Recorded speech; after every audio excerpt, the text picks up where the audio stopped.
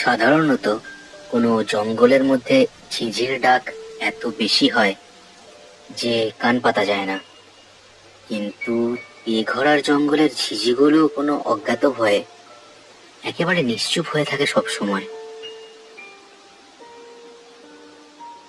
বিষ্ণুগড় থেকে তেঘরার জমিদার বাড়ি যেতে গেলে সব থেকে কম সময়ে পৌঁছানো যায় এই তেঘরা জঙ্গলের মধ্যে দিয়েই।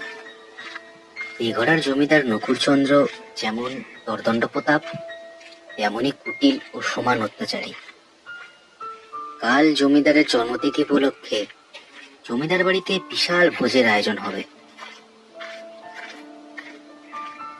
জঙ্গলের মধ্যেকার সরু পায়ে চলা পথে চলতে চলতে এই সকল কথাই বলছিল দেবমায়েরা তার দুই চেলাকে। কাল সকালের মধ্যে ঘাড়ের এই মিষ্টি জমিদার বাড়িতে পৌঁছে দিতেই হবে তাদের, নইলে কপালে সামান্য যা মজুরি জোটার কথা ছিল তা তো জুটবেই না, উল্টে জুটবে লাঠির ঘা। জলদি পা চালা, রীতির বেলাতে এই ঘোড়ার জঙ্গল খুবই খারাপ জায়গা। জমিদারের পো লাঠি নিয়ে তৈরি না থাকলে ভুলেও আমি এই জঙ্গলে পা দিতুম না। কি যে বলো খুড়ো, সেই ছেলেবেলা থেকে শুনে আসছি এই পেঘোড়ার জঙ্গলে নাকি পিশাচ থাকে।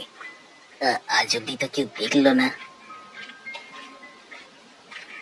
তাজা বলেছিস কেসটা, পিশাচ আছে বলে শোনাই যায়, শুধু চোখে আর দেখা যায় না। তা নয় তো কি, এই তেঘরার জমিদার নকুরচন্দ্রের থেকে বড় আর কোনো পিশাচ আছে নাকি? কেষ্টার হাসির সাথে সাথে তাল মিলিয়ে জঙ্গলের মধ্যে শুরু হয় আরেক হাসির রোল। কেউ যেন প্রচন্ড উল্লাসে আকাশ বাতাস কাঁপিয়ে হেসে উঠেছে জঙ্গলের অন্ধকারের কোণাগুলো থেকে। ওরা তিনজন থমকে দাঁড়িয়ে যায় সেখানে। হাসিটা কোন দিক থেকে আসছে বোঝার চেষ্টা করে সবাই, কিন্তু কোনো আন্দাজ করতে পারে না। হাসির রোল যেন ক্রমশ বেড়েই চলে। হঠাৎ জঙ্গলের অন্ধকার থেকে বেরিয়ে আসে একটা রমস হাত। সেই হাতের মুখে বন্ধ করে দেবময়েরা দেহকে। দেবময়েরা আর্তনাদ করার সুযোগ পায় না ঠিক করে, জঙ্গলের গভীরে টেনে নিয়ে চলে যায় তাকে হাতটা। কেষ্টা আর নৃপেন হতবাক হয়ে দাঁড়িয়ে থাকে সেখানে। কি হলো তা বোঝার ক্ষমতাও যেন লোপ পায় তাদের মধ্যে থেকে। হঠাৎ শোনা যায় এক অদ্ভুত শীষের আওয়াজ। সঙ্গে সঙ্গে চটকা ভাঙে দুজনেরই। এরপর রুদ্ধশ্বাসে দৌড়তে থাকে তারা জঙ্গলের বাইরের দিকে। এই ভয়ানক জঙ্গলের বাইরে যত তাড়াতাড়ি বেরোনো যায় ততই মঙ্গল।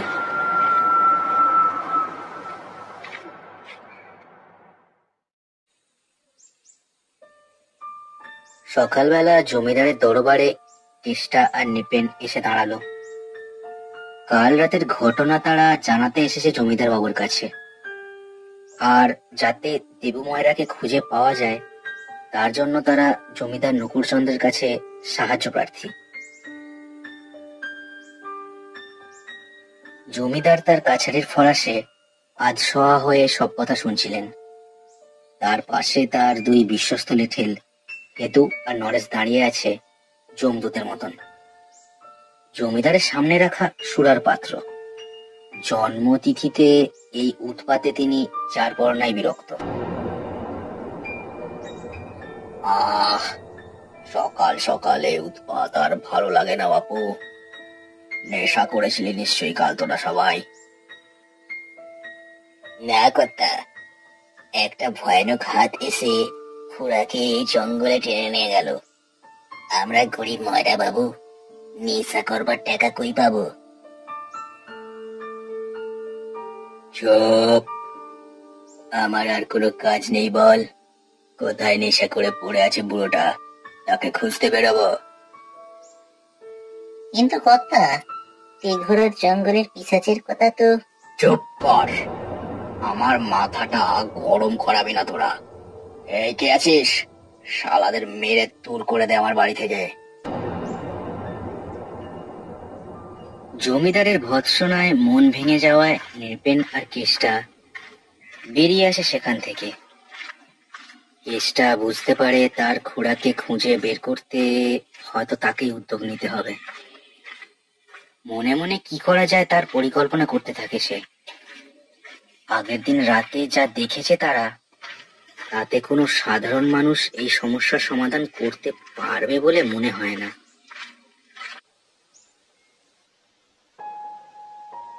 নিশুত রাত, তেঘরার জঙ্গলে বসেছে ভয়ঙ্কর যজ্ঞ। জঙ্গলের বাতাস গম গম করছে মন্ত্র উচ্চারণের শব্দে। আগুনে শুকনো কাঠ ফাটার চটপট আওয়াজ আসছে ক্রমাগত। বাতাস যেন ভারী হয়ে উঠছে হঠাৎ করেই। যজ্ঞে যে তান্ত্রিক বসেছে সে হলো সমগ্র বরাভূম জেলার পিশাচ সিদ্ধ তান্ত্রিক অঘরচাঁদ। তার পাশে ভয়ার্ত দৃষ্টি নিয়ে দাঁড়িয়ে আছে কেষ্টা। তার খুড়ার শেষ পরিণতি কি হলো তা দেখার জন্য সে বদ্ধপরিকর হয়ে আছে। লেপেন একেবারে জড়সড় হয়ে দাঁড়িয়ে আছে কেষ্টার পাশেই। হঠাৎ জঙ্গলের বাতাস যেন গতি পরিবর্তন করে। তান্ত্রিক একটু নড়ে চড়ে বসেছে যেন। সঙ্গে সঙ্গে শোনা যায় এক অদ্ভুত শীষের আওয়াজ।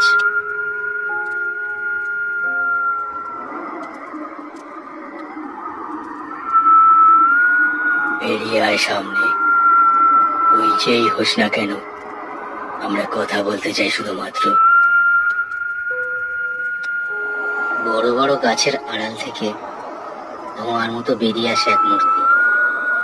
মূর্তিটির মনুষ্য অবয়ব বোঝা গেলেও তার মাথায় চোখের জায়গাটা যেন অদ্ভুতভাবে মসৃণ। এক বিশ্রী বোটকা গন্ধে নিঃশ্বাস নেওয়া দুষ্কর হয়ে ওঠে সবার। কে তুই? এই জঙ্গলে আছিস কেন? আর দেবময়রা কোথায়?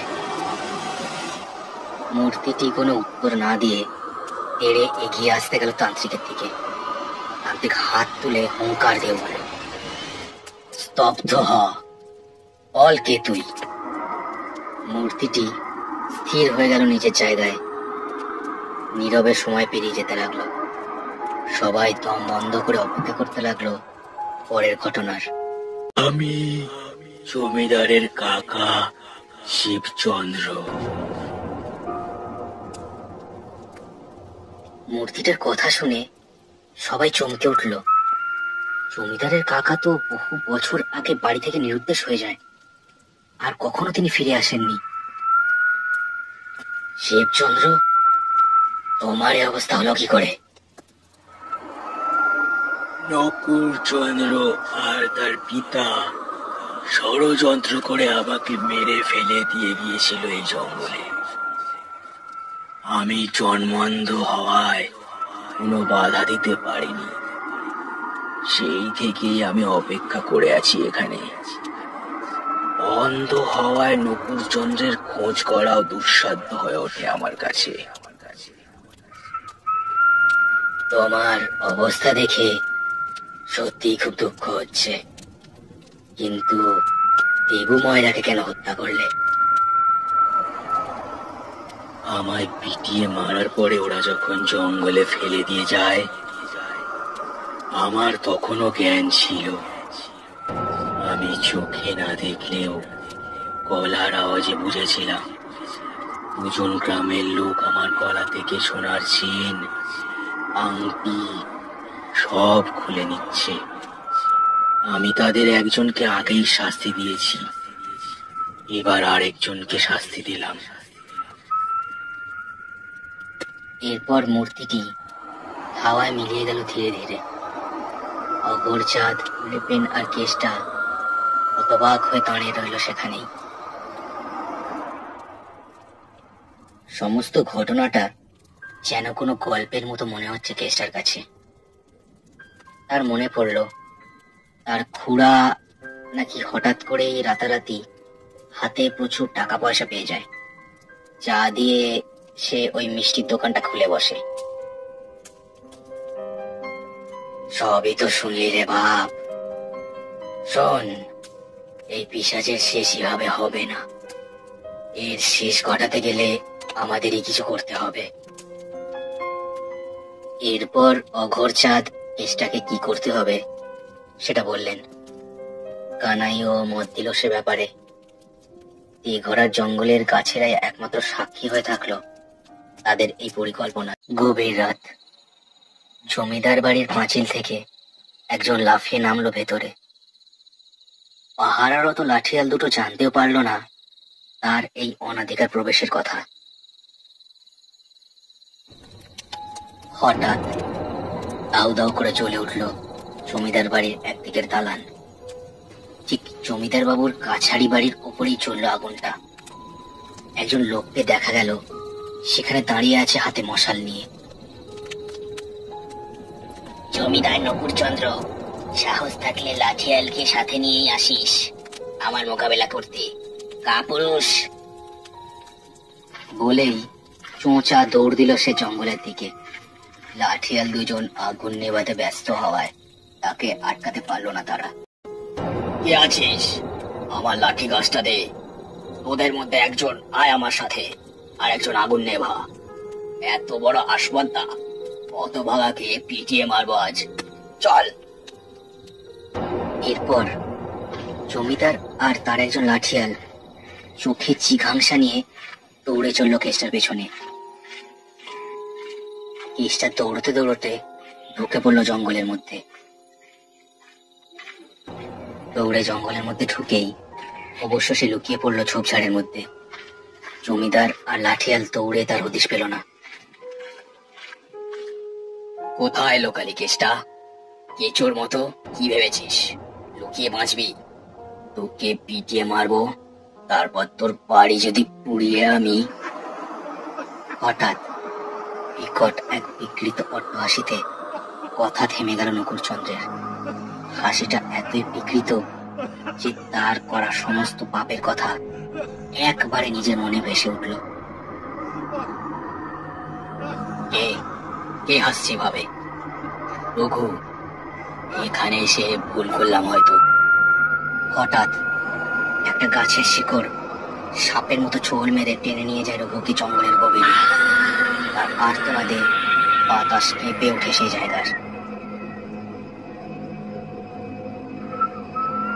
নকুরচন্দ্র বিস্ফারিত চোখে দেখে এক বিকট দর্শন ভয়ানক মূর্তি উদয় হয়েছে তার চোখের সামনে।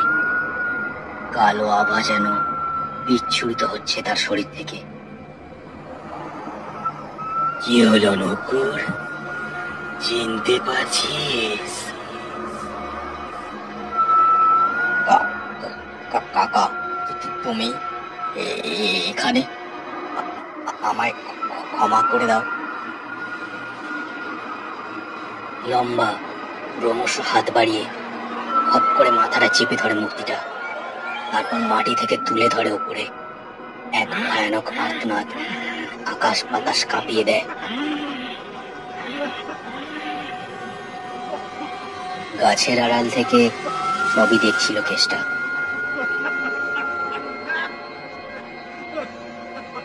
নকুরচন্দ্রের হাত পা শিথিল হয়ে এলো কিছুক্ষণ পর। মূর্তিটা তার দেহটা ধপ করে ফেলে দিল জঙ্গলের মাটিতে। লোভে পাপ, পাপে মৃত্যু। পাপ যত পুরনোই হোক, কোনো না কোনো সময় তার বিষ দংশন নেমে আসে পাপের জীবনে।